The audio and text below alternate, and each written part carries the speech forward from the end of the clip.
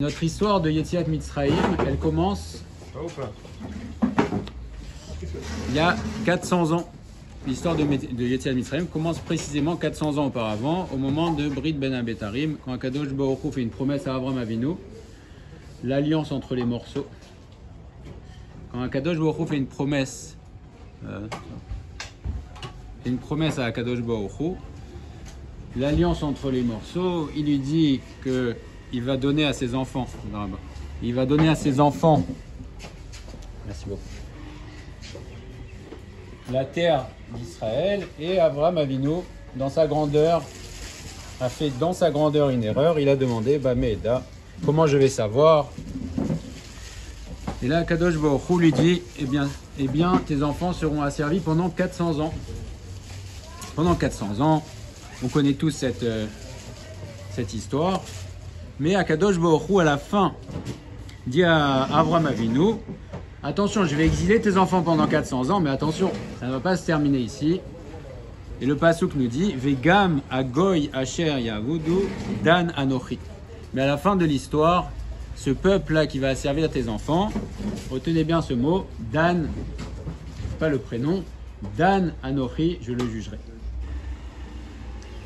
Et là, tout a commencé ici. Akadosh Baruch Hu, maintenant, au moment de Yetziat Mitzrayim, réalise ce qu'il a dit. Akadosh Baruch Hu a dit, maintenant, c'est le moment de réaliser ce que j'ai dit à Abraham. Effectivement, ses enfants ont été asservis. Et maintenant, il y a Azman de réaliser Dan Anochi. Je vais juger les Égyptiens. Pourquoi les Égyptiens ont été jugés puisque c'était prévu? Parce qu'ils ont outrepassé leur rôle. Comme quelqu'un qui serait, je sais pas, qui serait président de la République, il est nommé pour faire quelque chose et il outrepasse complètement son rôle, comme on a pu le voir par exemple aux États-Unis. C'est outrepasser complètement son rôle. C'est quelqu'un il a un rôle. Alors c'est bien, tu as un rôle, remplis ton rôle, mais n'exagère pas dans ton rôle. Et les Égyptiens avaient un rôle, effectivement, ils devaient asservir d'une certaine manière les Bnei Israël, mais ils ont complètement outrepassé leur rôle. On voit qu'ils ont tué les enfants, ils ont fait des décrets les plus durs les uns que les autres, et là ils ont outrepassé, donc ils méritaient un Onesh. Alors comment a commencé Yetziat Mitzrayim? Bien sûr avec la naissance de Moshe Rabbeinu, mais le début de la présentation de Moshe Rabbeinu auprès de Paro commence par 3 signes, n'est-ce pas? 3 signes. Akadosh Baruch Hu pose une question à Moshe Rabbeinu, il lui dit, qu'est-ce que tu as dans ta main? Et là, comme vous parlez, il lui dit, j'ai un maté. Maté.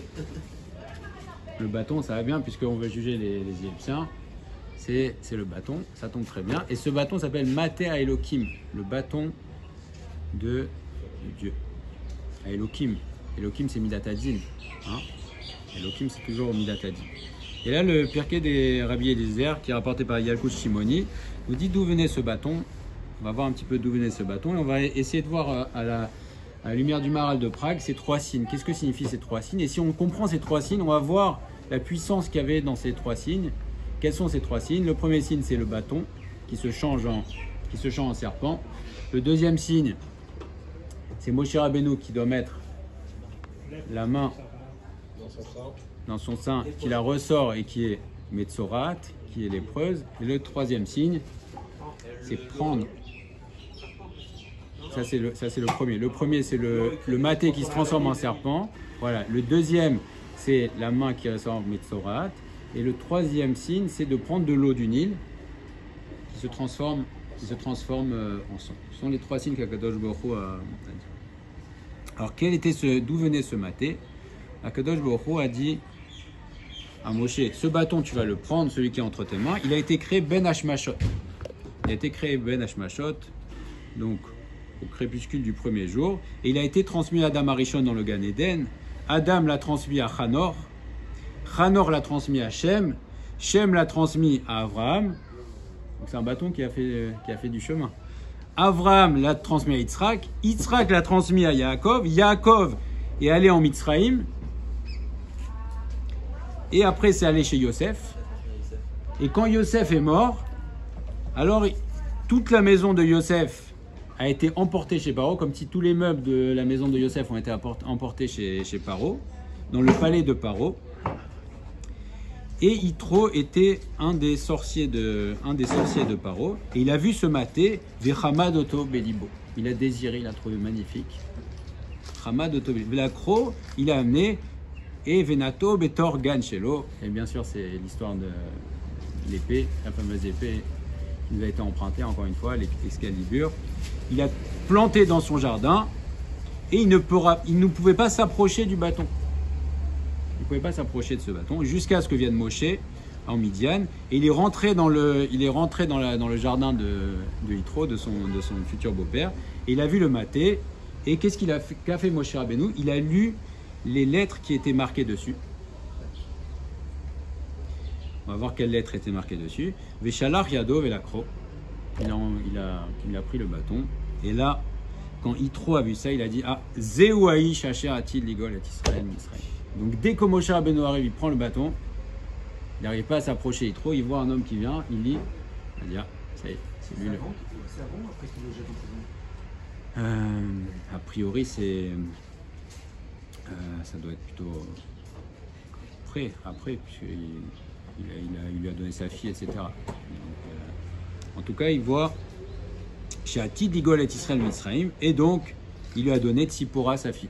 Il a compris que c'était un homme extraordinaire, que c'était le Goël Israël. Il a compris ni plus ni moins que c'était le Goël Israël, puisqu'on sait qu'il y avait une massorette qui aurait un Goël. Pakot Pakati, que Hachem délivrerait. Donc il y avait une massorette depuis Yosef, etc. Et les Égyptiens savaient très bien. Ils savaient très bien qu'il y aurait une Géoula.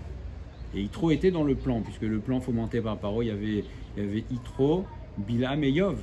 Il y avait la Xéra. Donc Yitro était tout à fait au courant. Et Yitro s'est sauvé au moment où il y a eu le décret. Il a dit: moi je ne veux pas participer à ça. Donc il était à Midian. Il y avait le bâton chez lui. Et il voit un homme qui arrive, ce bâton-là dont il n'arrive pas à s'approcher, qui le prend. Et il comprend que c'est le Goël Israël. Donc il lui a donné Tzipora, sa fille. Et Moshe était donc le roi. Il était berger de Yitro. Pendant 40 ans, il a été berger. Pendant 40 ans, il a été berger de Yitro. Et ce bâton était spécial parce que quand il était le roué, ça empêchait que les animaux sauvages viennent dévorer les animaux. Et ils avaient, alors ça se rapproche à ce que tu disais à propos de la multiplication. Vem parim verabim arbe meod ve'alem akatuv omer katson kodashim. Et quand il y avait le bâton, alors ça faisait multiplier. Donc c'est un bâton d'une doucha extraordinaire. Et il était en train de conduire le Tson jusqu'à ce qu'il arrive au Har Chorev. Quand Akadosh Baruch Hu s'est dévoilé à Moshe Rabbeinu, c'est au Har Chorev, donc c'est au Har Sinaï. Il lui a dit Admat Kodesh, c'est un endroit saint. C'était le Har Sinaï, et c'est ici, ça s'appelle Har Elohim. C'est l'endroit où Akadosh Baruch Hu va se dévoiler plus tard. C'est là où il s'est dévoilé dans le Séné. Et Rabbi Yehuda Barami dit se mater pour voir aussi qui était Moshe Rabbeinu, Mishkal Arbaim Seah. C'est un poids énorme. C'est à peu près, puisqu'on sait que le Migvé doit avoir Arbaim Seah, c'est à peu près entre 600 et 1000 litres. Donc le bâton, il pesait 600 kg, entre 600 et 1000 kg. Ouais. Il pesait Arbaim Seah. Voilà. Et il était en quel col matériau? Il était en saphir. C'est un bâton, on comprend aussi que Yitro est beau. En saphir. En saphir, il était. Comment? Il n'a pas réussi à ressortir après, il a dû être. Ah oui, il ne pouvait même pas s'approcher, dit le Midrash. Même pas il pouvait s'approcher. Comment il a pu l'attraper là? Comment il a dû? C'est Moshe. Non, mais juste qu'il a mis Midian. Ah, une fois qu'il a appris, quand il a planté, il ne pouvait plus s'approcher. Donc il y a eu un S, il était planté, personne ne pouvait s'approcher jusqu'à ce que Moshe vienne et le prenne. Et là, il a compris que c'était le Goël. Et il y avait les Esser Makot écrites dessus. Et il y avait les fameuses lettres de Rabbi Yehuda, Datsar Adash Bachav, Amar le Akadosh Baruch Hu, Maté Azé, Yavi Alav et Amakot. Et Akadosh Baruch Hu a dit: par ce maté là, je vais apporter les Makot. Et là, le Maral de Prague dans Sirach Gvurot Hashem va nous expliquer plusieurs sens de ces trois signes. Puisqu'on a dit que si on arrive à comprendre le début en général comprend tous les développements futurs. Donc dans ces trois signes là, il y a tout ce que Akadosh Baruch Hu, il y a tous les symboles que Akadosh Baruch Hu, tous les messages que Akadosh Baruch Hu va amener sont dans ces trois premiers signes que Moshe va faire. Et d'ailleurs, il n'a fait qu'un seul signe devant Paro. Il n'a pas fait les trois devant Paro, il a fait que le signe du Nachash. Les deux autres, il a fait devant les Chacham. Il y avait besoin apparemment que d'un seul signe. Alors c'est dans Shemot Rabbah. Qu'est-ce qu'a fait? Il y avait des rémazim dans ces trois. Le premier, me dit le Maharal, il va apporter plusieurs explications. Le premier, c'est quand le bâton s'est transformé en Nachash, qui réouim Israël chez Unigalim Mitzraïm, parce que les Bnei Israël devaient être libérés de Mitzraïm, parce que Mitzraïm aime noshrim ou memitim et Israël, caché un Nachash memit, veze ot Nachash. Donc de la même manière que les Égyptiens se comportaient comme des serpents qui venaient et qui tuaient, le serpent vient et mord et tue. De la même manière, les Égyptiens se comportaient avec les Juifs de cette manière. Et donc, Akadosh Baruch Hu a fait le signe du serpent pour dire que vous comportez comme des serpents, vous aurez une punition. Le deuxième, c'est la tsarat, la main qui rentre et qui sort. La tsarat, c'est un signe de Touma, n'est-ce pas, de Touma. Et là aussi, Akadosh Baruch Hu a fait un signe, un remez, il a dit que les Bnei Israël sont théorim et que les Mitzrim sont Tmeim. Et donc, il faut séparer les deux. Quand il a mis la Tsarat, il a dit on va séparer la Touma et la Tahara. Quand elle a récupéré le Moshe d'en haut, elle était d'une Tsarat et ça l'a guéri. En fait, quand Moshe s'est rapproché d'elle, j'ai vu que ça l'a guéri. Ah, c'est la Gdusha de Moshe Rabbeinu, effectivement. Mais il fallait faire une séparation entre les deux et cette Tsarat qui représente l'impureté. Akadosh Baruch Hu a dit il faut séparer les deux aussi. C'est une deuxième raison pour lesquelles on va faire le signe. Et le troisième signe, c'est le dam. Dam, c'est la mort, ça représente le onesh. Et c'était pour dire aussi aux Mitzrim qu'ils méritaient aussi de mourir pour ce qu'ils avaient fait. La première explication que nous donne le Maharal, c'est qu'il faut le séparer et que les Mitzrim sont réouim à une punition. Mais plus loin que ça, il y a un message général. Dans la Hanaga d'Akadosh Baruch Hu. Quand Akadosh Baruch Hu vient réprimander quelqu'un, que ce soit sur le plan personnel ou sur le plan général ou un peuple, Akadosh Baruch Hu va par étapes. Et la première chose que va faire Akadosh Baruch Hu, il ne va pas venir frapper la personne directement. Il va lui faire peur d'abord. La première étape, c'est éveiller chez lui la ira. Chez un homme, d'abord, il va le saisir de peur. Et c'est pour ça que le premier signe qu'a fait Akadosh Baruch Hu, c'est le Nachash. Le Nachash, ça saisit, ça fait peur et ça fait peur à tout le monde. Même Moshe, quand il a vu le Nachash la première fois, qu'est-ce qu'il a fait? Il s'est sauvé. Il a vu le Nachash. Puis cette transformation comme ça saisit. Donc Akadosh Baruch Hu voulait, en premier lieu, faire peur aux Mitzrim et éveiller leur crainte. Après, deuxième étape, si la personne ne se réveille pas, que fait Akadosh Baruch Hu? Il donne une Maka. Et c'est pas encore une destruction complète. Quand la personne ne se réveille pas au premier signe, alors Maka. Et ça, c'est la Tsarat, c'est une Maka. Le deuxième signe, Akadosh Baruch Hu, il dit, le deuxième, c'est une Maka. La Tsarat, c'est une Maka, mais il n'y a pas une destruction complète. Le troisième, quand la personne ne comprend pas, alors là, c'est la destruction complète, et ça, c'est le signe du Dam. Akadosh Baruch Hu, il a dit, je vous préviens, Ira, après Maka, mais ce n'est pas une destruction complète, mais le troisième, c'est la destruction complète. Et Akadosh Baruch Hu a fait le même processus, a fait le même ta'alir avec les Mitzrim. Il a fait exactement ça, ce qu'on dit le Maharal. Mitrila ya meyare otam. Donc au début, il leur a fait peur. Il a fait le maté qui s'est transformé en Nachash. Il a cette tanine qui est délira moulva, il est pour les inquiéter. Mais après ça, il leur a amené les makot à Kadosh Baruch Hu. Il a amené les 10 plaies aux Égyptiens. Et ils n'ont pas réagi encore. Ils ont continué. Jusqu'à ce que Akadosh Baruch Hu les noie dans la mer. Et là, c'était la destruction complète. Donc Akadosh Baruch Hu dit un remède. Non seulement vous êtes réouim à la punition, mais je vais aller par étapes avec vous. Je vais vous faire peur si vous ne réagissez pas. Et dès le début, Akadosh Baruch Hu envoie Moshe, il lui dit, va dire à Paro que si tu ne réagis pas, si tu ne fais pas ce que je te demande, alors il va tuer son Béchor. Donc il dit, oui. Mais le premier signe, quand le bâton se transforme en serpent, forcément ça n'allait pas les effrayer, les Égyptiens. C'était les adeptes de la magie noire, chez les magiciens, les maîtres de la force obscure, quand on pouvait, quoi. Ça fait quand même peur.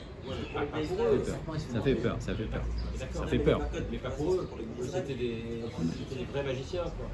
D'accord, mais ça fait quand même peur. Un serpent fait peur. C'est pas la transformation, c'est le serpent. Quand on voit un serpent, Un serpent, ça fait peur à tout le monde. Tout celui qui voit un serpent, il y a un rejet. Donc c'est pas tant le miracle, c'est le fait de voir un serpent. Le serpent effraie tout le monde. C'est quelque chose qui fait peur. Moi j'avais lu autre chose, c'est en fait le dévoilement de Hachem dans sa mission avec Moshe au niveau du Sinaï. C'était en fait pendant la semaine où il y a une négociation, c'est un apprentissage de Hachem, sa nouvelle façon de se dévoiler. À partir du moment où maintenant qu'il y avait un âme. En fait, quand il le dit Mashemo, c'est quoi ton nom? Parce que toi, d'habitude, quand tu dois agir, tu ne fais pas appel à un homme. Tout de suite, c'est toi qui agis. Pourquoi tu as besoin d'avoir maintenant? C'est quoi? Ils vont te dire, mais c'est qui ces nouveaux dieux qui maintenant agit à travers un homme et pas par lui-même quand tu avais besoin d'agir? Pour le Magroul ou pour ailleurs, tu as toujours agi tout seul. Pourquoi? Ils vont être étonnés, ils vont dire c'est quoi ton nom? Je vais t'expliquer c'est quoi ton nom. Mon nom, c'est maintenant ma façon de gérer le monde, il est complètement différent. Maintenant que vous êtes en âme, que c'est en âme Israël, c'est plus un rapport de Dieu à une individualité, mais c'est un rapport en âme. Et dans ces cas-là, moi, maintenant, je me comporter comme ça. Il donne l'exemple du bâton pour lui dire, regarde, ta mère et ta sœur, quand j'aurais demandé de faire une mission d'aller accoucher, et que apparemment, elle leur a dit d'accoucher les femmes, ils leur ont dit une raison qui ne sert à rien, qui est incompréhensible. Oui, non, parce que les femmes, elles accouchent toutes seules. Alors dans ces cas-là, si tu es maïalédote, à quoi tu sers? Si tu es maïalédote, à quoi tu sers? Alors il lui dit, voilà, ma façon d'agir c'est comme ça. Il lui dit, regarde, ma façon d'agir c'est quand moi je vais te donner, quand moi je vais donner une mission à ces deux femmes-là, et qu'on dit que Pharaon il s'appelle le Tanin Agadol, le grand serpent. Donc c'est quoi le grand serpent? Quand on leur a donné un argument qui n'était même pas recevable, est-ce qu'il est devenu bâton? C'est-à-dire que maintenant ma façon d'agir, elle n'est plus d'agir de façon ouverte, mais de façon cachée. Les miracles que maintenant je vais pouvoir faire, que maintenant je vais agir dans la nature, à travers la nature. Et donc c'était comme ça que eux, tu ferais pour eux, ils ont dit, mais attends, si déjà moi je leur dis un argument qui n'était même pas recevable et qu'il s'est tué, c'est que forcément il y a quelque chose qui est en train de se passer. Et donc en fait, ils ont continué, ils ont poussé l'histoire jusqu'à amener le panier jusqu'à la piscine de la fille de Pharaon, parce que c'est incroyable qu'il l'amène jusqu'à là-bas et qu'il soit pris. Et donc voilà, maintenant j'agis à travers la nature. Et c'est comme ça que maintenant ma façon d'agir. Et là, Moshe il a commencé à comprendre. Tous les exemples qu'il a donnés, 3 exemples, c'est des exemples de ma façon d'agir, elle est maintenant, elle est cachée à travers la nature. Et c'est quelque chose qui était. Un changement de Hanaga. Alors ça explique pourquoi. Il y a énormément d'explications, il y a des facettes, c'est Ensof, Razak. Ça explique pourquoi il suffisait de faire un seul signe devant Paro. Parce qu'il fallait montrer, il fallait éveiller la crainte et montrer également à travers ça que Akadosh Baruch Hu, ça tourne beaucoup autour du Hakol. Que Akadosh Baruch Hu voulait effrayer tout le monde. Que Hakol Yerim, que tout le monde ait peur d'Akadosh Baruch Hu. Et si on craint une créature d'Akadosh Baruch Hu, alors Akalachat Kama Vekama, qu'on va craindre Yotzer Hakol, celui qui crée, qui a tout créé. Le Shara Otot, Loasa Befanav, il n'y avait plus besoin de faire les autres. Parce que la seule raison, c'était d'éveiller Paro. Après, les autres, c'était des messages pour les Bnei Israël, pour leur dire que les Égyptiens seront frappés. Mais après, Akadosh Baruch Hu a agi avec les Égyptiens. Il leur a fait les makotes et après il les a tués dans la mer. Donc c'était un avertissement. Mais il y a encore une autre signification de ces trois signes. Akadosh Baruch Hu a fait Kenegen Avraham, Yitzhak et Yaakov. Le rapport Avraham, Yitzhak et Yaakov. Chacun des signes est une des midotes des Avot. Et là encore, on voit que le dévoilement que Akadosh Baruch Hu maîtrise tout et Akol. Le premier, c'est le Nachash. Et le Nachash, c'est comparé, le venin du serpent, c'est comparé au feu. C'est Esh, ça brûle. Ça brûle. C'est quelque chose de brûlant. Et c'est la mida de Yitzhak, le din. Le din, c'est brûlant. Ça, c'est Keneged Yitzhak. Le deuxième, c'est la Tsarat. La Tsarat, c'est Kasheleg. C'est comme la neige. C'est Maïm. C'est Maïm, et ça, c'est la mida de Avram Avinu. On sait que le Maïm, ça représente le Chesed.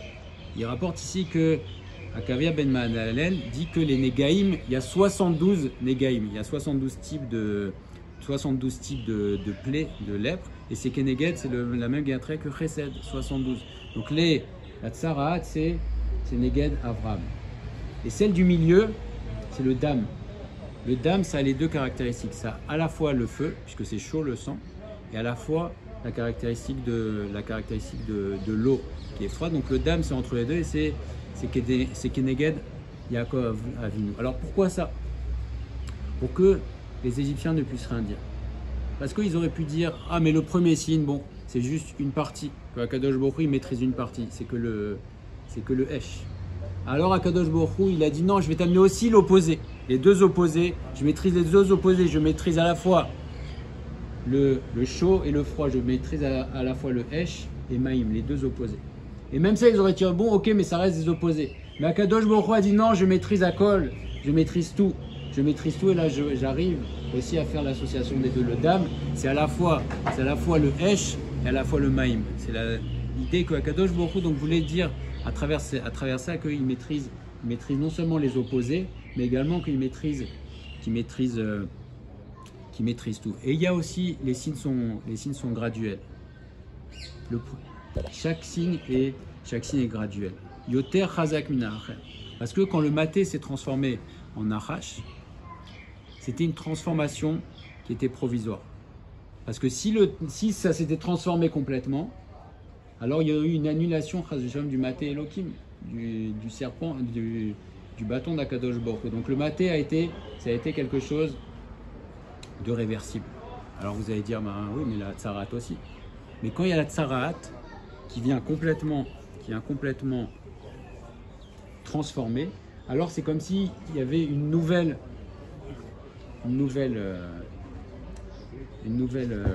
apparition. Et même si c'est réversible, mais c'est comme si c'était un changement. Au moment où c'est changé, c'est complètement changé. Et le troisième, on voit que la transformation de l'eau en sang, il n'y a pas de retour. C'est l'eau, elle devient du sang et ça change complètement. Donc Akadosh Baruch Hu aussi a donné une graduation. Alors qu'est-ce que Akadosh Baruch Hu voulait dire? Il a dit s'ils ne croient pas le premier signe, c'est un pasuk mefourash. Imlo yaminu l'école à Otarishon. S'ils ne vont pas croire le premier, yaminu l'école à Otar. Ils vont croire le dernier. Donc Akadosh Baruch Hu dit, il va toujours progressivement, mais le message est très puissant, c'est de dire attention. Maintenant c'est le moment de Dan Anochi, c'est le moment où je vais juger. Et Akadosh Baruch Hu dit non seulement qu'il maîtrise tout, les opposés. Il arrive à unir les opposés. On voit qu'il a puni aussi les Égyptiens dans tous les éléments. Et il a fait aussi Mida Keneged Mida. Il a dit tout d'abord, vous méritez d'être punis pour ce que vous avez fait. Et en plus, je vais séparer les Bnei Israël qui sont théorim et je vais les séparer de la Touma. Et je vais aller progressivement. Je vais vous effrayer au début. Et si vous ne réagissez pas, je vais amener des macotes. Et si vous ne réagissez pas encore, vous insistez, alors je vous détruirai complètement. Donc Akadosh Baruch Hu, c'est ces trois signes qui sont le début. Et à travers le maté particulièrement, qui est le premier signe du début, Akadosh Baruch Hu vient annoncer ce qu'il va faire et qu'il est Adon Hakol. Donc à travers le début, toujours si on comprend le début, on peut comprendre tous les développements futurs. Pour terminer, on a dit que le mot Dan Anochi, eh bien la gematria de Dan, c'est 54. C'est la même gematria que le mot maté. C'est la même gematria, 54 aussi. C'est quoi Kadosh Baruch Hu dit, c'est maté Elohim, c'est avec ce maté-là qui va être Dan, mais c'est aussi maté, la gematria de maté avec le kolel, c'est 55, 55, mais c'est aussi la gematria de Hakol.